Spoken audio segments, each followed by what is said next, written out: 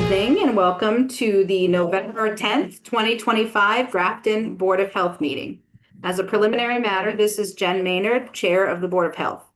Permit me to confirm that all members and persons anticipated on the agenda are present and can hear me.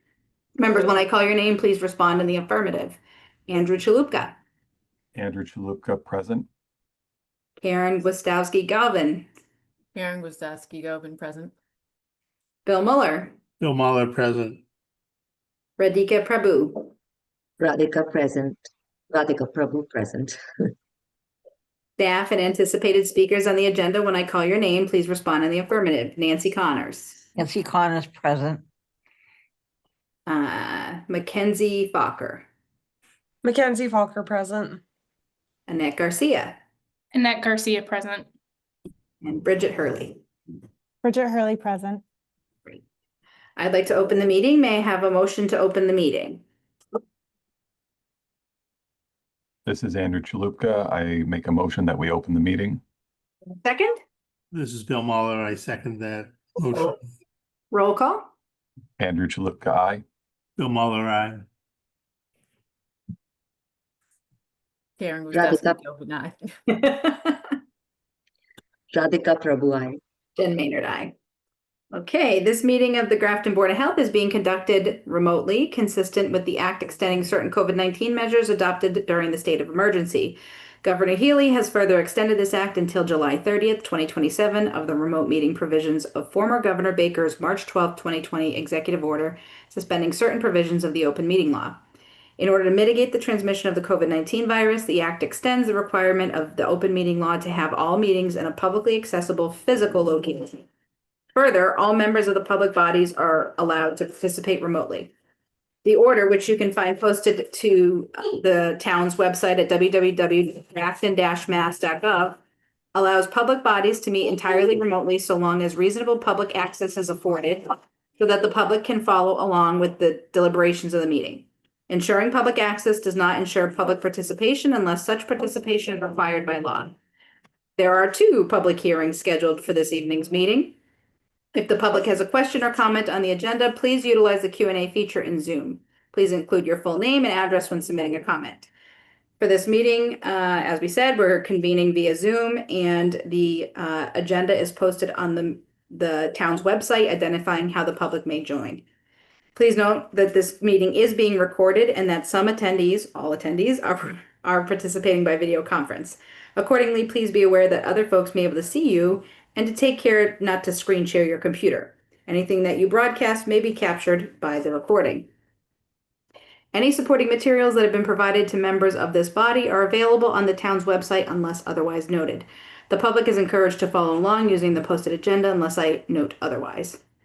Before we turn to the first item on the agenda, permit me to cover some ground rules for effective and clear conduct of our business and to ensure accurate meeting minutes. I'll introduce any speakers on the agenda for a topic. After they conclude their remarks, I'll invite the board members to provide any comment, question, or motions. Please identify yourself by name when speaking. Further, please remember to mute your phone or computer when you are not speaking.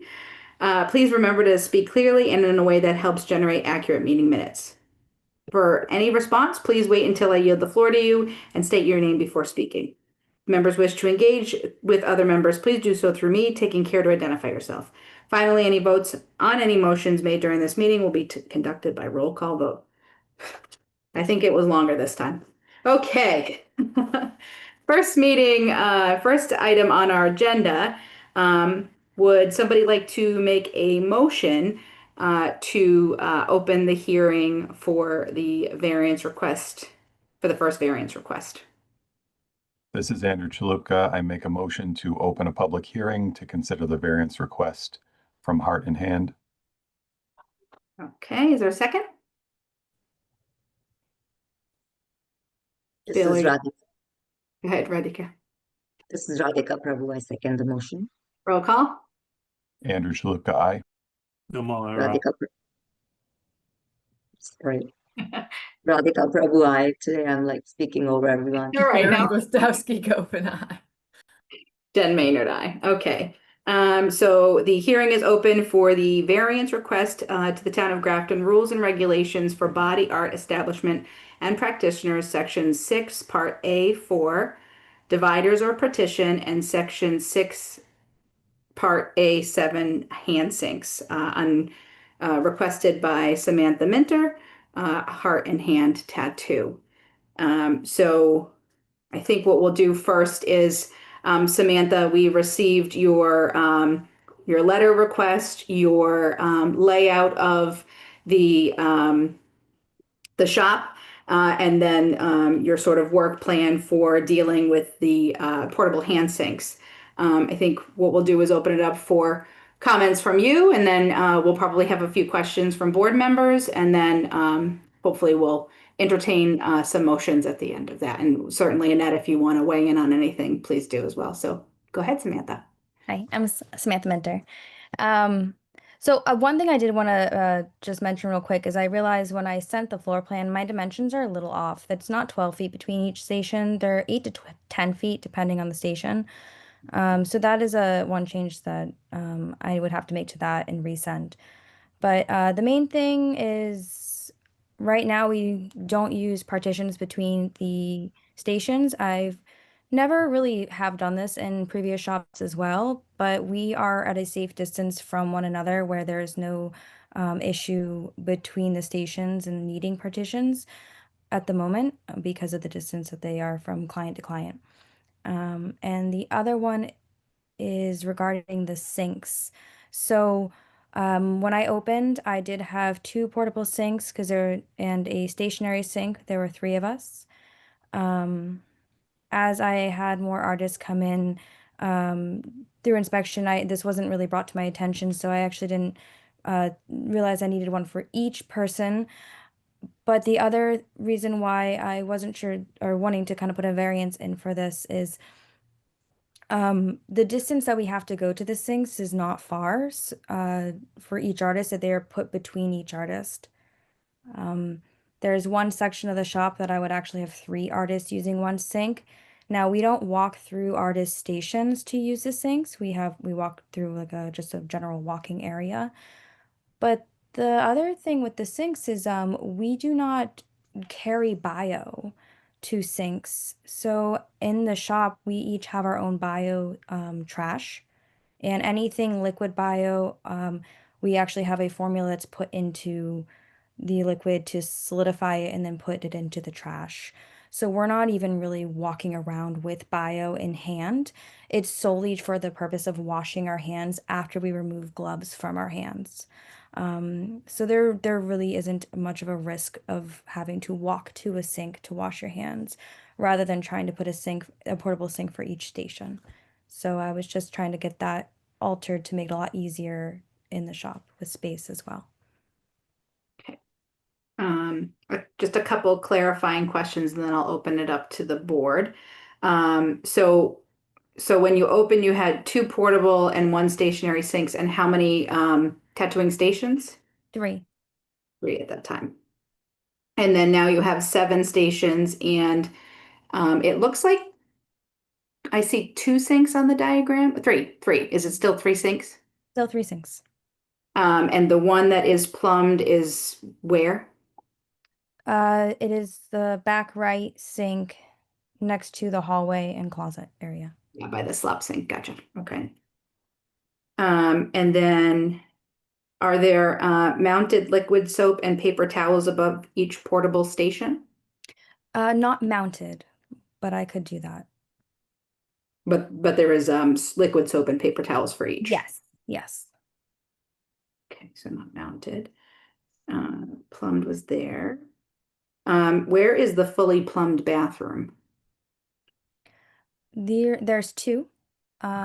Located down the hallway, they're going to be on your left side. One is for our clients, the other one is for employees. And the employee bathroom has a second door in it that opens up to a slop sink as well, and closet area. So there's 2 additional sinks just in another part of the area. Yes, and including there's a whole full kitchen with a sink as well in the back hallway. Yeah. And then for the partitions, let's say you had a situation where every client just happened to that day want a partition. Do you have enough partitions in case that were the case? Yes. We also have a spare enclosed room that we could also work in if it was a very private session and the client did not feel comfortable. But we always arrange that ahead of time with our clients before they come in for their appointment to make sure that they'll have proper coverage. My other question Yeah. was, do you have? Yeah, perfect. Great. Those were my questions, members of the board. Other questions for Samantha? Thanks, Jen. This is Andrew Chalupka. I have to recuse myself from the vote on this due to a conflict of interest. But I wanted to thank you for explaining the purpose of the sync because I actually wasn't sure, and that was going to be one of my questions. So just to be clear, it's primarily for hand washing is the purpose of these sinks, right? Yes, solely Okay. hand washing. We do not throw any bio down them. Okay. So this is very interesting to me personally because as an anesthesiologist, I put in endless IVs, spinals, and epidurals without ever having access to a sink by the bedside of my patients. So it seems like our guidelines in Grafton are more stringent than what the Joint Commission requires. So it's interesting to learn these things. But thank you for clarifying the purpose of the sync. Of course. And I'll defer to the rest of the members of the board. Thank you. Are there other questions from the board? And I think the requirement is, at least what the variance request is to it states that there should be a plumbed sink for each station, correct, Annette? Correct. The regulation does say that. Got it. And just, I think one additional question, is there like liquid hand sanitizer available throughout the shop? Yes. All right, any other questions from the board? We would need two separate motions on this because it's two separate sections. Wouldn't need to make any motions on this. I can't do it. As a reminder.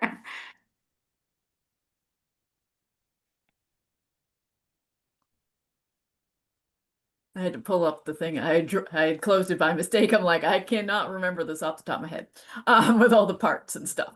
So this is Karen Gwiazdowski-Govin. I'd like to first make a motion to approve the variance request to the Town of Grafton Rules and Regulations for Body Art Establishments and Practitioners, Section 6, Part A4, dividers are partition. Is there a second? I, Radhika Prabhu, second the motion. Roll call. Karen Andrew Chalupka Gwiazdowski-Govin, aye. abstain. Oh, sorry. Bill Muller, aye. Radhika Prabhu, aye. Andrew abstain, yes. Andrew Chalupka abstain. Thank you. Jen Maynard, aye. And then for the second. All right, this is Karen Gwiazdowski-Govin again, making a motion to approve the variance request to the Town of Grafton Rules and Regulations for Body Art Establishments and Practitioners, Section 6, Part A7 for hand sinks. Is there a second? I, Radhika Prabhu, second the motion. Roll call. Karen Gwiazdowski-Govin, aye. Radhika Prabhu, aye. Bill Muller, aye. Andrew Chalupka abstain. Jen Maynard, aye. Both motions pass. Samantha, Annette and her team will certainly be in touch for just making sure they have regular check-ins for your making sure everything's in place and making sure your staff are doing the sign-off and things on those the work plan that you put together for managing those sinks. Thank you for bringing this to our attention and for doing business here in Grafton, and congrats on growing. Would anybody like to make a motion to close this hearing?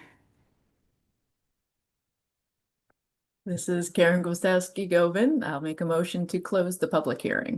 Is there a second? It's Bill Muller, I second that. Roll call. Karen Gustowski Govan, aye. Bill Muller, aye.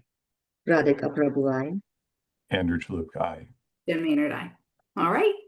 Thank you, Samantha. Let us know if any questions, okay? I will. Thank you so much. Take care. Thank you. Okay, and I just want to recognize right on time. Good job, everyone. We have Rashid Ali Chaudhry. Am I saying that right? Yes, you're saying right. Oh, perfect. Okay. So just let us go through our sort of steps we have to do to open your hearing. So we have our second hearing for 6:45 this evening. Would somebody like to make a motion to open the hearing? This is Andrew Chalupka. I'd like to make a motion to open a hearing regarding the tobacco violation for Village Dairy. Is there a second? This is Bill Muller, I second that. Roll call. Andrew Chalupka, aye. Bill Muller, aye. Karen Radhika Gustowski Prabhu, Govan, aye. aye. Jen Maynard. Radhika Prabhu, I. Jen Maynard, aye. That's okay. All right. This hearing is, as Andrew mentioned, a petition to the board regarding a tobacco violation on October 7th, 2025, specifically the $300 fine indicated as other violations of Section 105 CMR 665.000 and regulation of the Grafton Board of Health restricting the sale of tobacco product, offering the sale cigar products under the minimum pricing outlined in the regulations of the Grafton Board of Health, restricting the sale of tobacco products sections G1 and 2, the first violation being that of a fine of $300. We have your letter that was sent by Annette and her team upon discovery, and so we'll give you a moment to say what you'd like to say, Mr. Chaudhry, and then we might have some follow-up questions for you. We might ask Annette to weigh in, but we'd like to yield the floor to hear your request or any additional details you'd like us to consider before we entertain any motions. Yes. Thank you so much for giving me opportunity to listen my point of view. And I was like just want to a little bit clear. So we had a delivery coming up and every week, and some products we carry and some product we discontinued. So sometime customer required and say something and they say like, that product we like to have it. Could you order for me? And we do the order every weekly basis. So what I did, I ordered for the customer request 1 tobacco products. So tobacco products had a old price, which is come up. Regular price it was town, which is had a like $5.50 plus tax, which is $5.84. And our computer price show up in $5. So it's that kind of thing happened. So we got delivery and our employee put the delivery away, and every time 1 product and 1 sample they put aside whenever the new product come up. So what he did, he put it on one side in the box, whole box of it's called cigars, games, whatever you call. So he put on the side, and the next day, with the morning time, the guy come down and he doesn't know that. He pulled up and he opened the box and he pulled it on the shelf. So it's a kind of bad luck. The same time, town of Grafton come down and the inspection and they check and they find 1 cigar, which is a $5, and it's supposed to be $5.50 plus tax. So it's kind of like honest mistake, but in the back of mind, everybody know that it's $5.50 plus tax. So it's only 50 cents because it's an old cigar, which come up $5. So I would like to request you guys give us this time a break. So it's not really like we charging the wrong price, underpricing. It's just the honest mistake. Is like my employee put on the shelf before checking the price. So usually I check the price, which is a delivery come in the afternoon. I come next morning and do the pricing. And that afternoon I was a little late, and I think it's 3 something. and the town inspection come down, they check the pricing, is $5.50, not a $5, is not $5.50, is $5. So this is a whole story. Thank you. So I guess my first question, and then I'll open it to the board, would be, I thought I heard you say that it was marked incorrectly in your computer system, and so that's how it got marked as the $5. And so I guess I'm wondering if this product was marked at the wrong price, even though it happened, you know, the timing, the chicken of the egg, or whatever came first, the delivery or the inspection. If that one product is marked wrong, you know, what are the checks and balances in the computer to check to make sure that you have the most up-to-date pricing, even if somebody by chance asks you for a one-off ordering of something when it comes in? So like some products, like, you know, we have brand new product, like when we order, which is brand new, which is not in the system.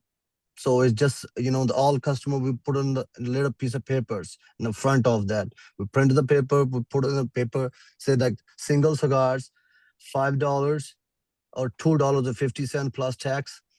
And a 2-pack or 4-pack or 5-pack is $5.50. So everybody knows, like if is not, this price is not coming in the computer, they should charge single for $2.50 plus tax, or 5, a 2-pack or 5-pack or anything is $5.50 plus tax. So every single person know that. So Mike, I'm saying, trying to explain, like that price is wrong because of $5.50. It's like a charge coming in the computer, it's $5. So it should be like $5.50 plus tax. It's 50 cents is a mistake, or is like is an old price or something. I honestly, I don't know. And it's just honest mistake, but like our employees, everybody single know that what is the real price, which is a $2.50 for single and $5.50 for 4-pack or 2-pack. I'm a little bit more confused. Sorry. Are you saying that what you feel that you've been, that the price that the Alliance came out and is saying it should have been marked is the incorrect price, and you folks had the correct price, or that the price that you had marked initially was wrong? No, price which is coming in the computer, which is wrong. Okay. Yeah, which is wrong, honestly, which is wrong, you know, which is there should be like $5.50 plus tax. Plus tax, the total price is $5.84. And what does the computer says? $5. Got it. Okay. That's what I thought you said initially. I thought what you were just saying. No. Okay. Yeah. So, I mean, I guess I would say I don't think everyone knows that that's the incorrect pricing, because it was then put in a box with the wrong notice, which is what was seen by the Alliance, it sounds like. So I guess I would say that somebody at the store doesn't know that. And if it happened one time, then they might do that again. And it's unfortunate that it happened to happen on the same day or the next day that the Alliance was there, but it seems like not everybody has that same understanding of pricing. So, sorry to cut you. One more thing, which is there are 5 different cigars, which is it's called White Owl. It's 5 different cigars. It's called green, sweets, black, and all different kinds. All other pricing, all other had like $5.84. Is only one piece.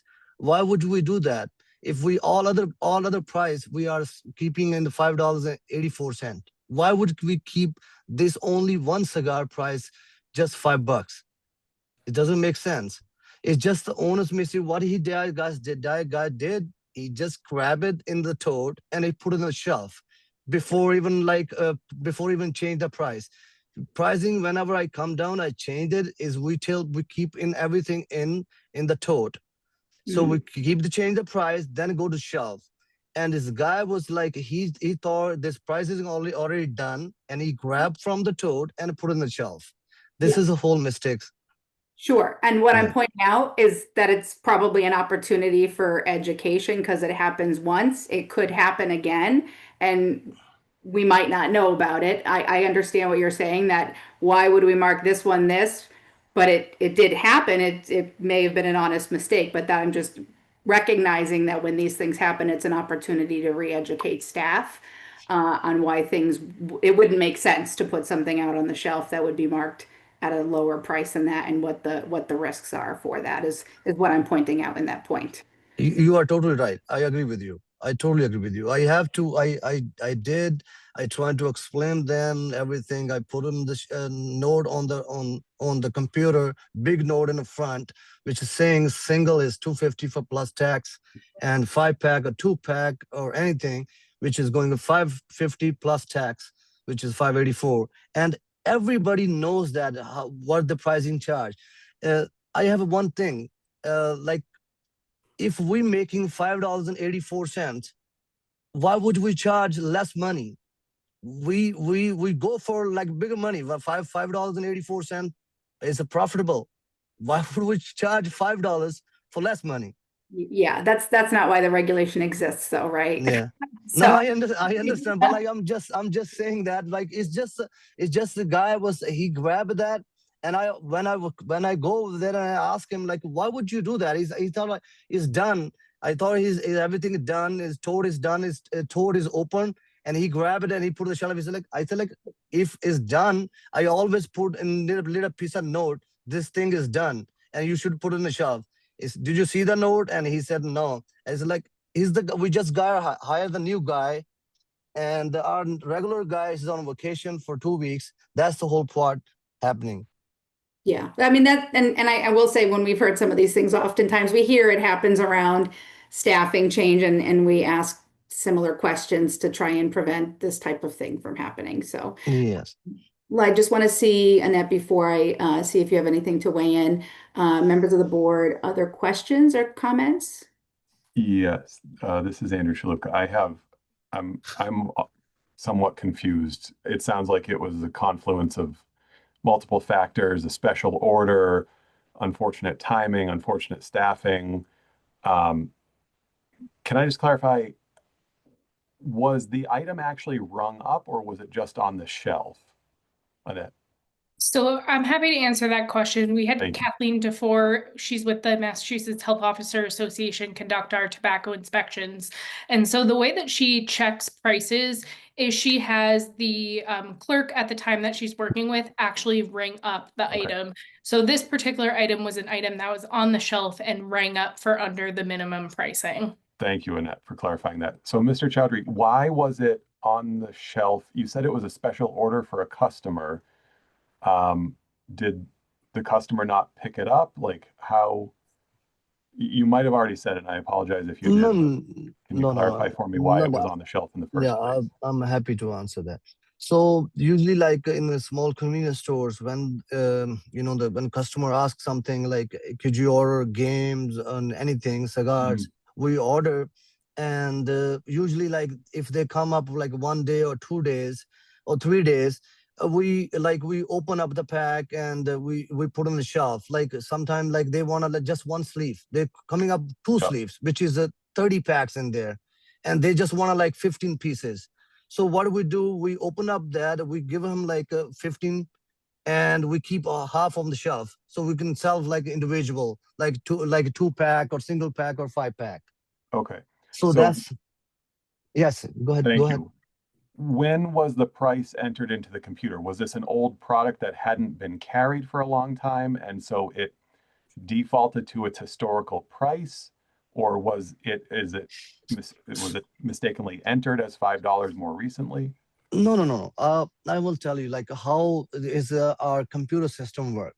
Computer system work like when we purchase the computer systems, and that computer companies, they transfer data, like all the data from like different other computers, like they just transfer everything over.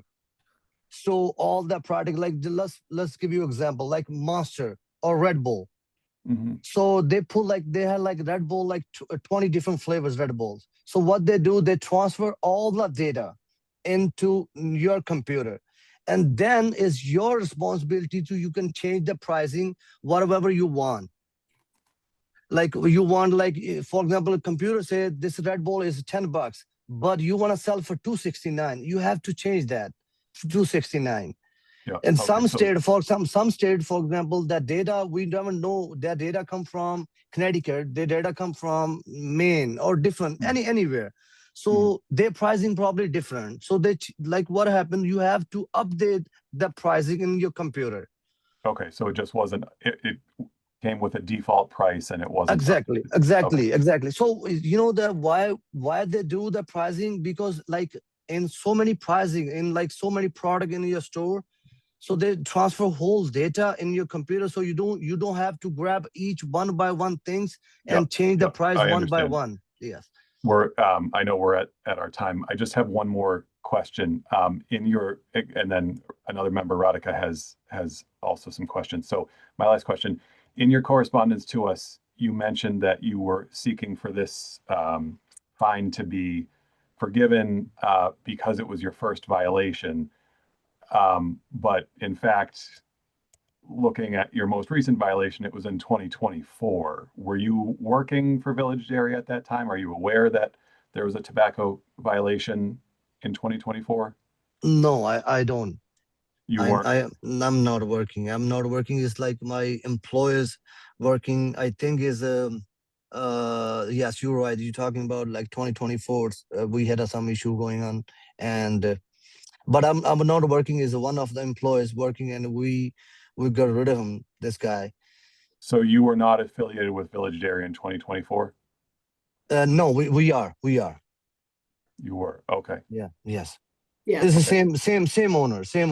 Like, Okay. yeah, same owner. Yeah. Employee that was Same establishment. Same. Yes. Okay. different employee. Thank It's you. slightly different violation, but Andrew's correct. There was one in 2024, just a different. Yeah. Yeah, and I just, sorry, ready to go, calling you next, but I just wanted to, Bill, I know you had your hand up earlier. Go ahead. Well, I had, I guess, two-part question. If it was a special order, had the customer ordered it before? And if so, what had he paid for it when he had ordered it before? So, how is the small convenience stores? If you ask, like, for example, like we used to, for example, like we had a black and mild or games. It's so many flavors. It's called sweets, aromatic, black, or same thing, like a whole flavors going. So what we do, they like customer like they say, next door carries those pricing, and they carry White Owl. Why would you don't carry for me? So I stopped buying from you.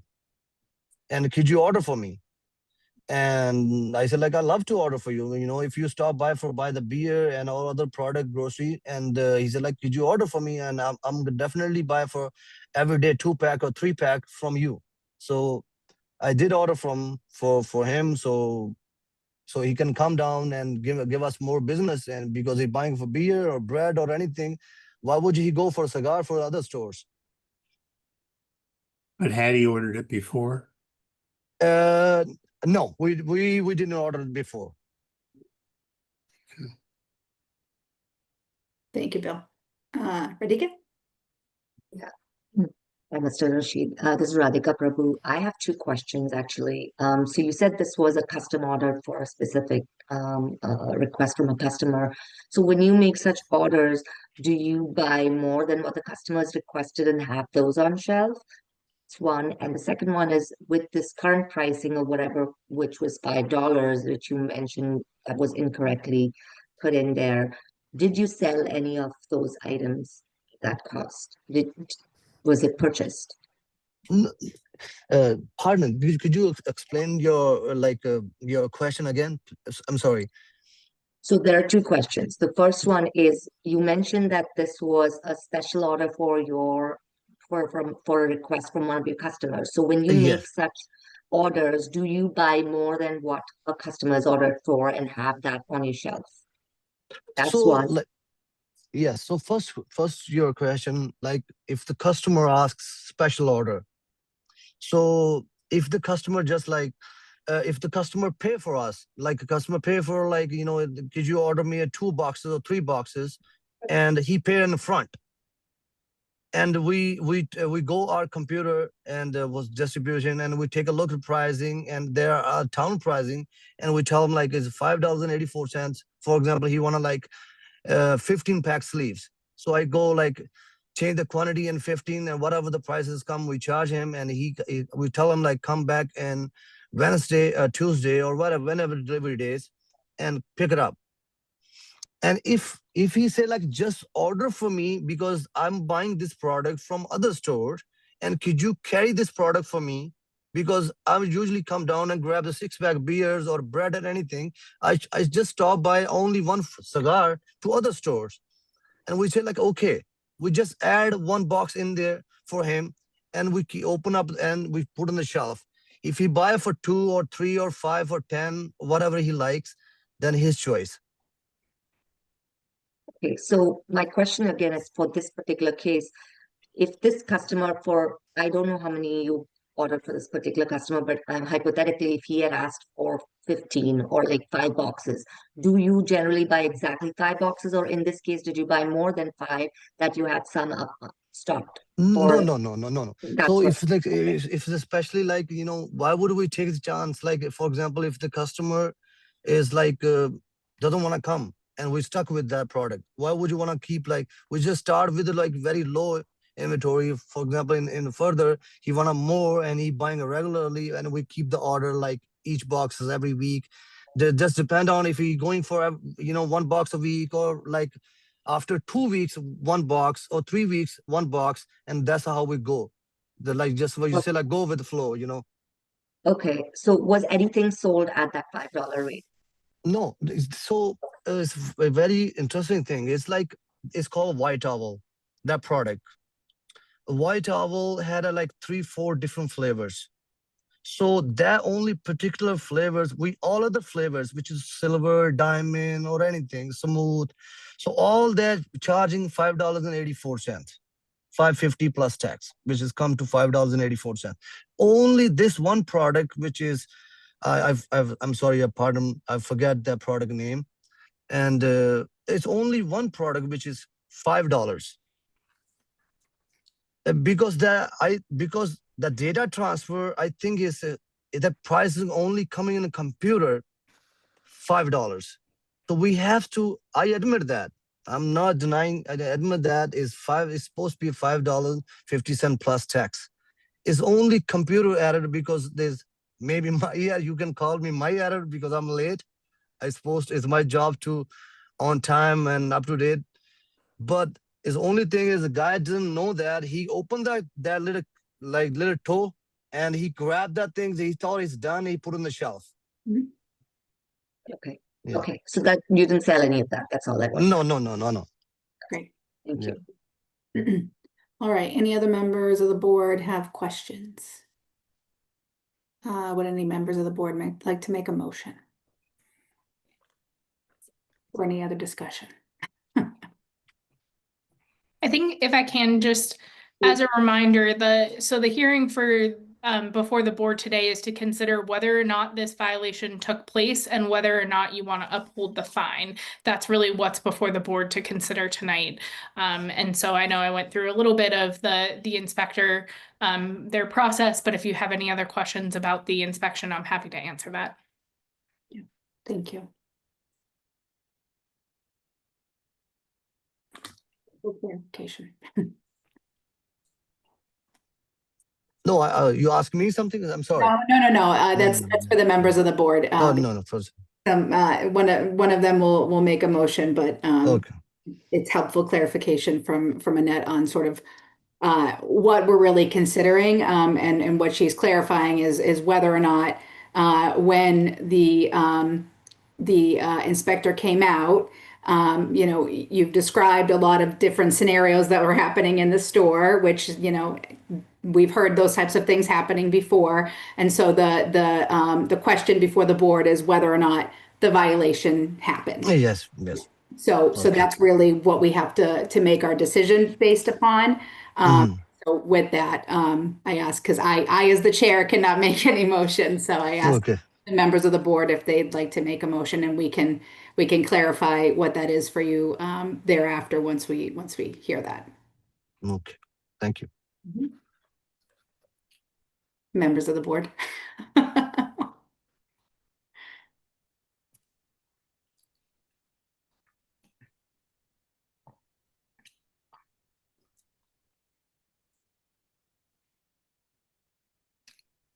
This is Bill Muller. I'll make a motion that I believe there was a violation. I'm torn by whether we should apply the fine to the violation. But a strict constructionist would say if the violation happened, that the fine is appropriate.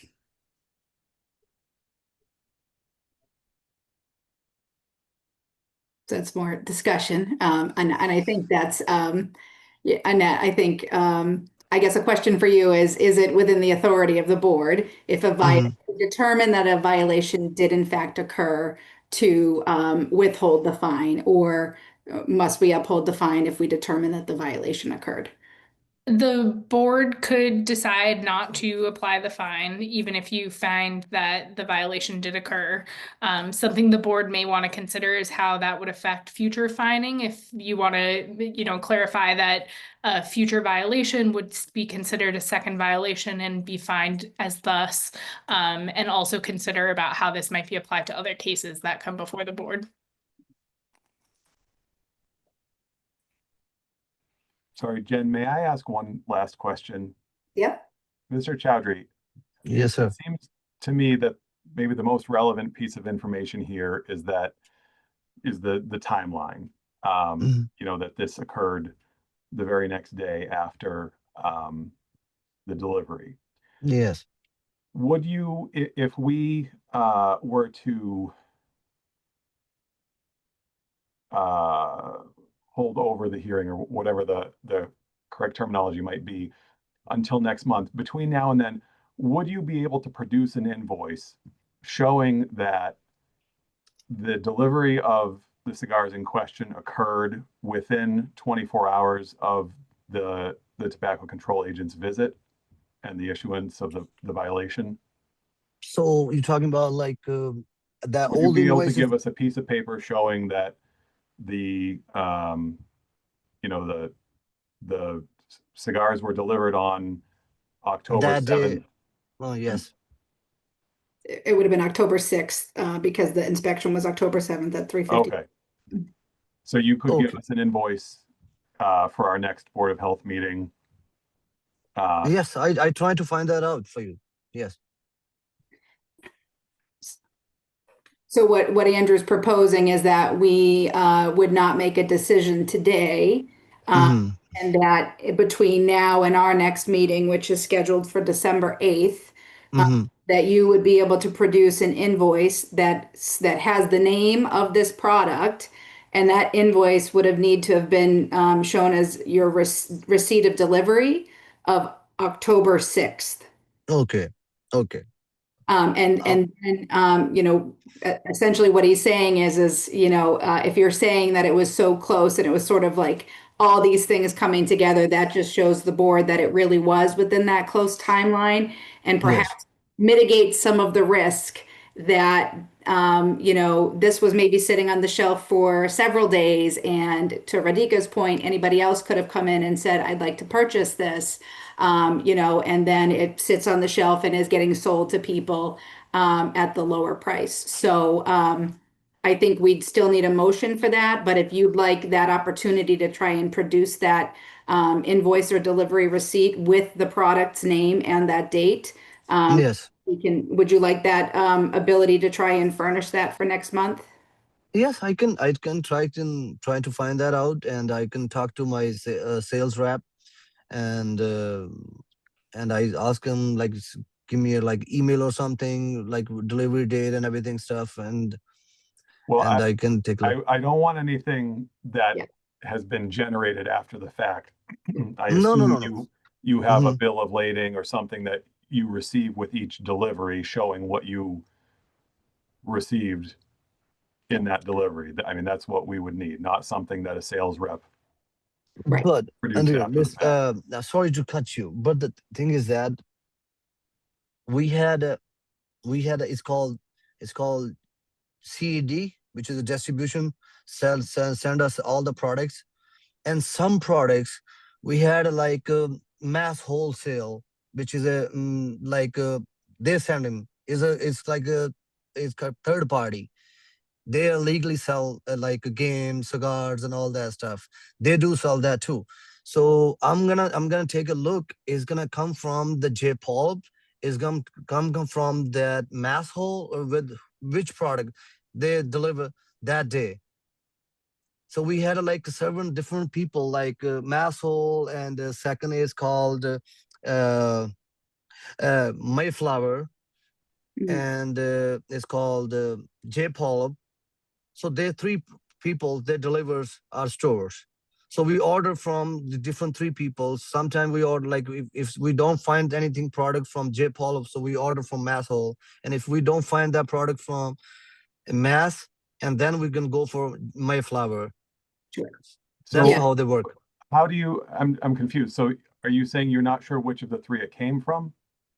That's what I like. I just want to make sure. Then like, how can which- you know, how do you know it was delivered the day before? I guess that's what I'm, No, that's no. So if you don't know who it came from, how do you know what day it was delivered? No, the thing is that look, is sometime is coming from J Pulp, and J Pulp's delivery is a Wednesday.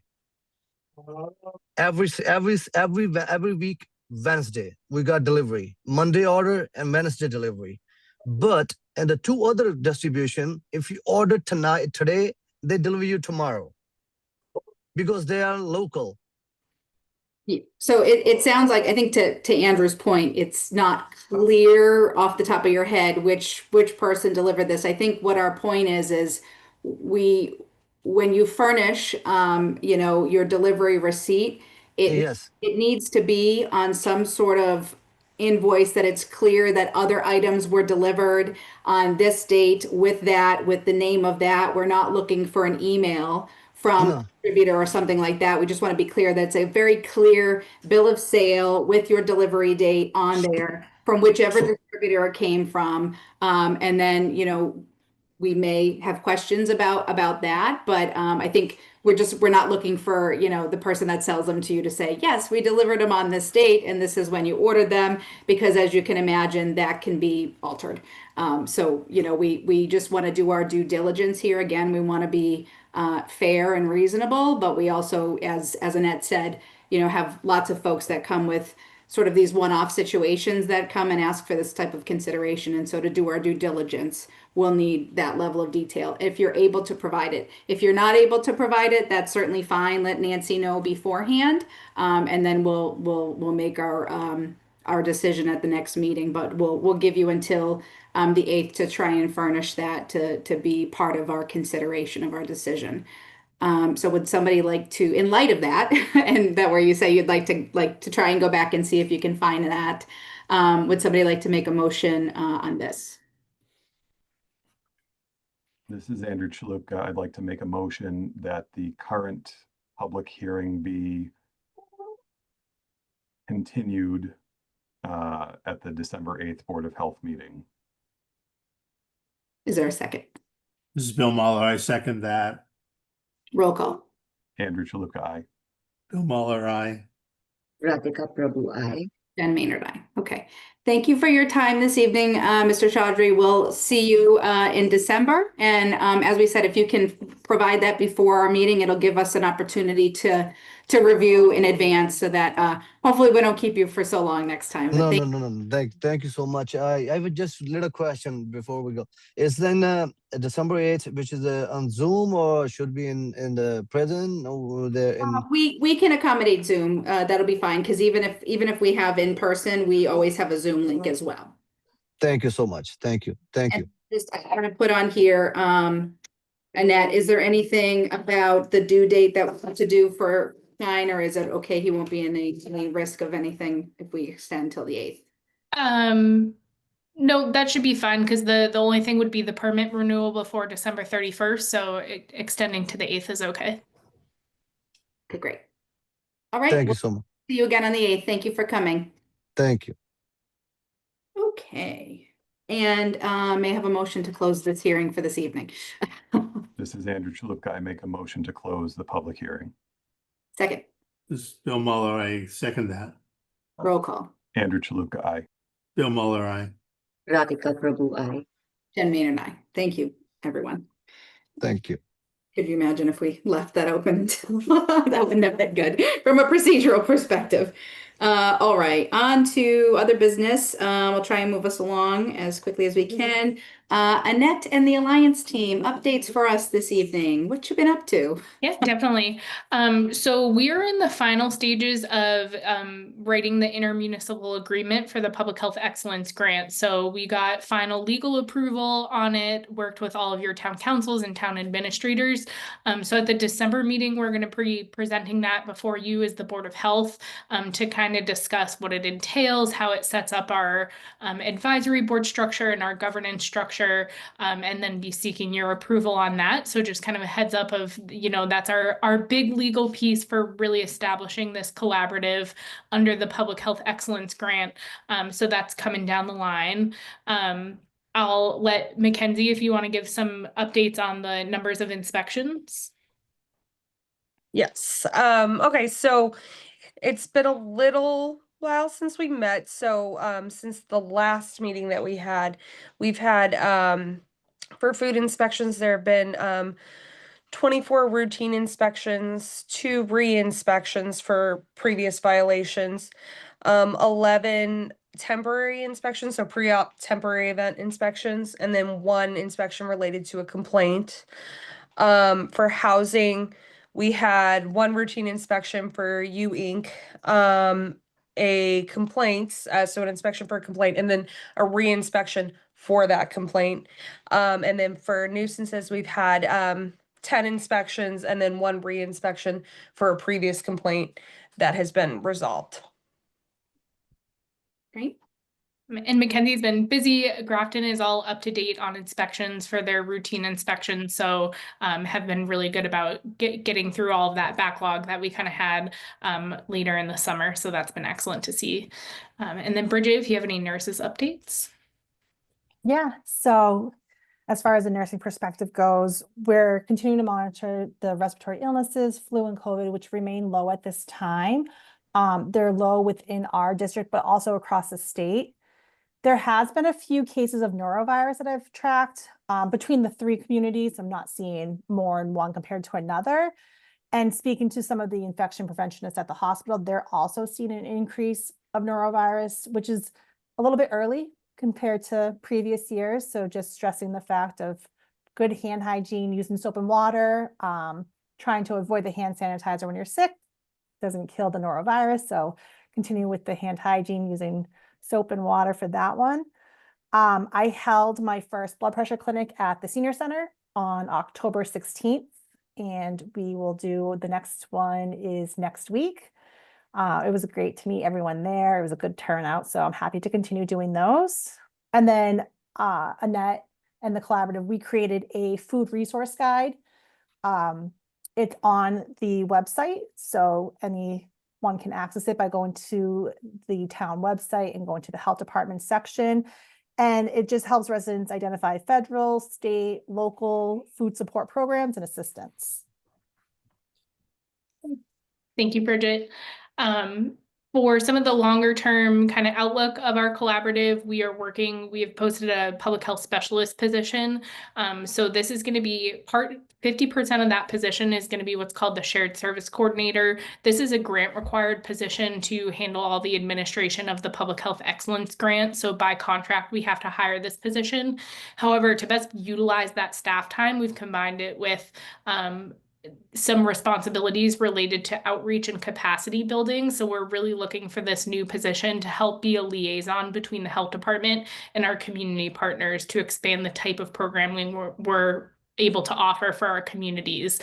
So thinking about working groups for homelessness individuals, being present in all of the opioid recovery work groups, and helping make those connections. So I think it's going to be a great asset to our team and is going to be really able to expand the type of programs we're able to offer residents. So I think interviews are going to happen probably the end of October.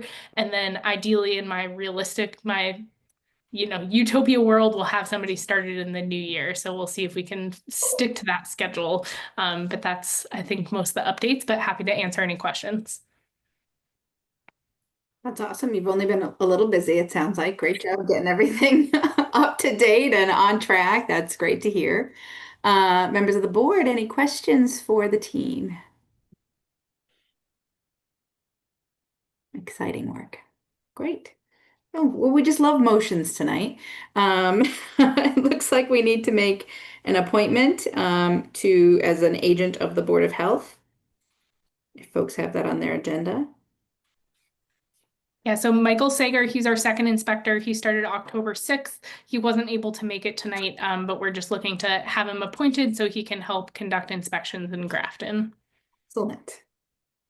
Would anybody like to make a motion? This is Andrew Chalupka. I'd like to make a motion to appoint Michael Sager as an agent of the Grafton Board of Health. This is Waller, I second that motion. Roll call. Andrew Chalupka, aye. Bill Muller, aye. Radhika Prabhu, I. Dan Maynard, aye. Yay, that's awesome. Oh, is it PEP? It's PEP, right? Not FEP. PEP. Yes. PEP tabletop exercise. I have a few things to update people on. We can start with PEP. Okay. That I will always call PEP. This is an acronym, festival, I guess. PEP stands for Public Health Emergency Preparedness. I have been to two of their meetings. The last was in an apple orchard somewhere north of Worcester. It was a pleasant place. They have required us or requested of us that we participate in a tabletop disaster exercise.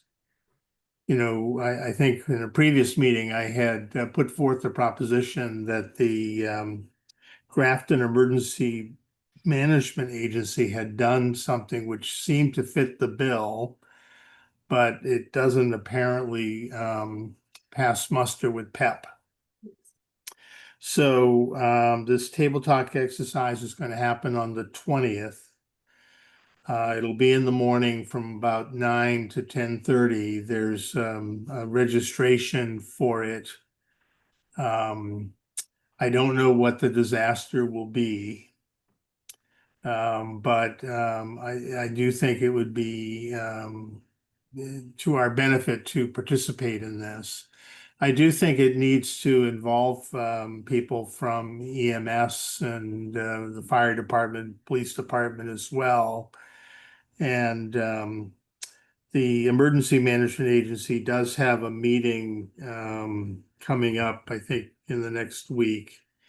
And I was hoping to get them to participate in this as well. And I think, basically everyone who's the regional members of PEP will probably be participants, and this will be a remote access sort of activity. So are there any questions about that? Do you need any support in getting all the people to the table, or do you think everybody has the information on the 20th, or do you need Nancy or somebody to help with that? I think we probably need a motion to vote that we're going to participate and that we're going to recruit appropriate partners to join us in that participation.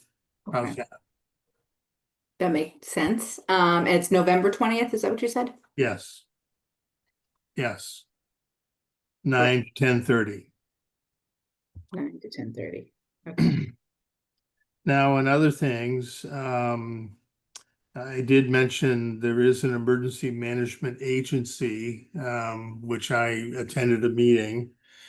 Having attended that meeting, I actually got invited to give one of their talks during their course for the Community Emergency Response Training course, which is a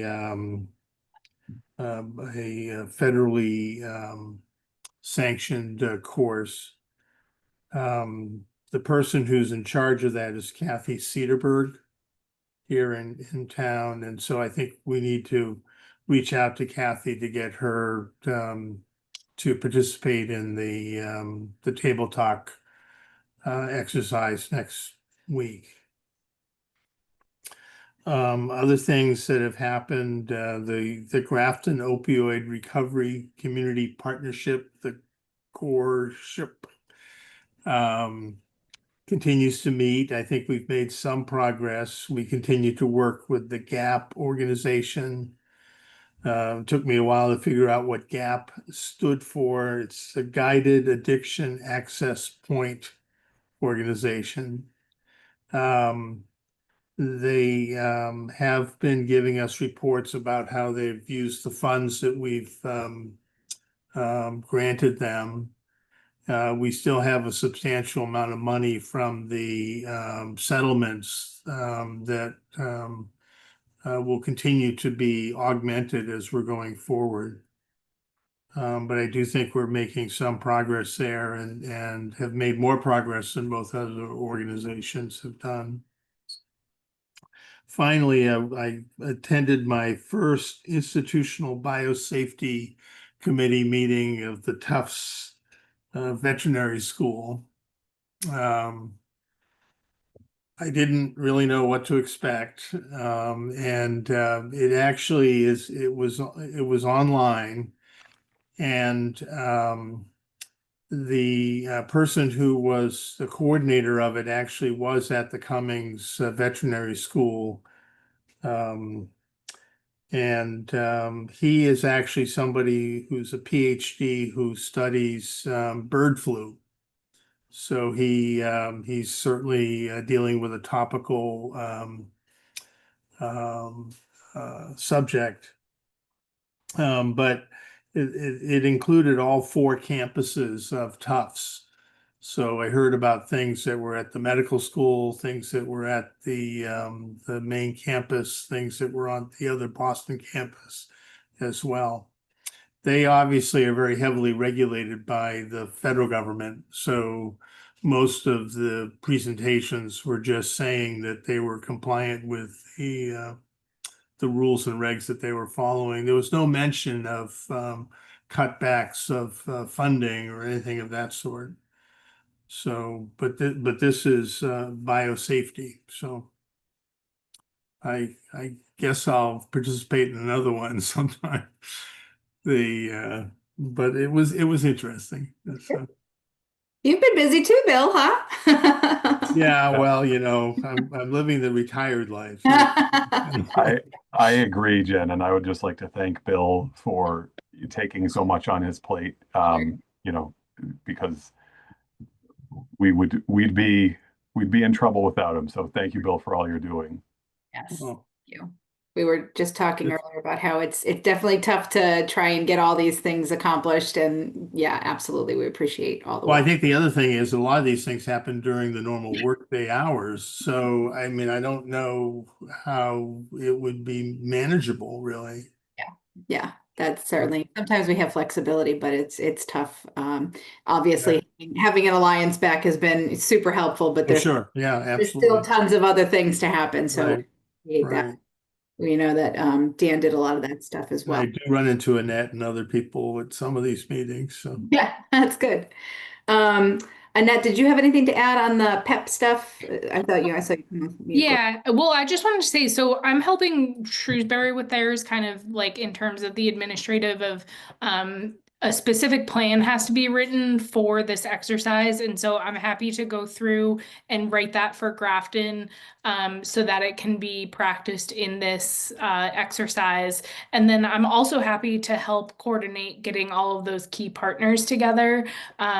I can't be in both of them, but I'm sure we can figure out where one of our team members can help support the Grafton exercise, and somebody can be in Shrewsbury and somebody can be in West Boylston if you wanted to participate in this statewide one. So, you know, I'm happy to take on that and then coordinate Bill with you kind of on the communications.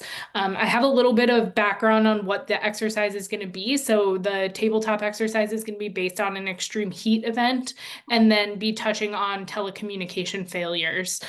So I think it's, very timely. It's something that's impacting all of our communities and kind of touches all the different emergency management agencies. So I can start working on getting that plan together and sending that invite out.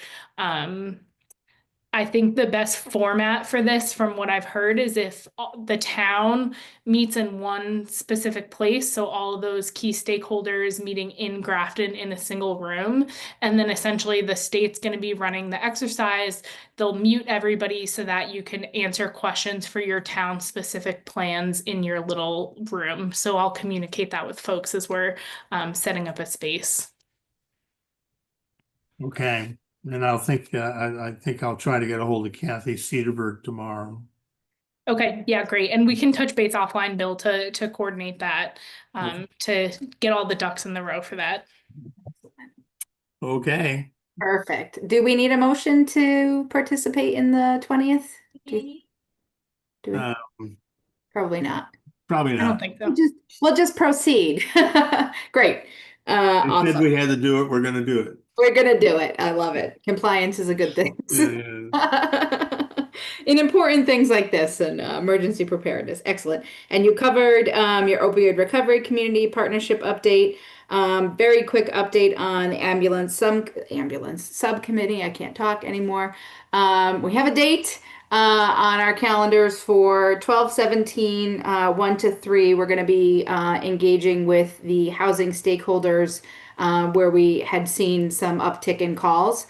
Nancy and I will be putting together a letter to get that out to them as an invite and get some RSVPs with, at least they should have about a month in advance notice to make that happen. And we'll have Greg and Todd come and join us, and Eric and everything. So we'll have that engagement down. And then in the midst of that, as we talked about in between our day jobs, I will be putting together a letter for Evan as well around, requesting that we figure out how to, again, support the first aid and we had some first aid and AED stuff for the schools already, but in particular, the public buildings. Todd had some, as I said, I think last time, a really good sort of setup that exists already in the municipal building, and it looks like there is a vendor there. So again, if we can sort of take that and just expand it to a few other locations in Grafton, and maybe even explore if the frequency doesn't have to be as much as it is, but we want to make sure that we can get pads replaced and have consistent first aid kits in those locations. So we're making progress on those things that kind of got a little waylaid this summer, but it will happen. So good stuff. We will have some older minutes to take care of in the coming months as Nancy tucks those in for us. I did not have any old business, I don't think. Any new business? We have enough business. No mail and correspondence this time around. And I don't think, right, Nance? Although we certainly get a lot of things. I don't think there's anything for us to review here.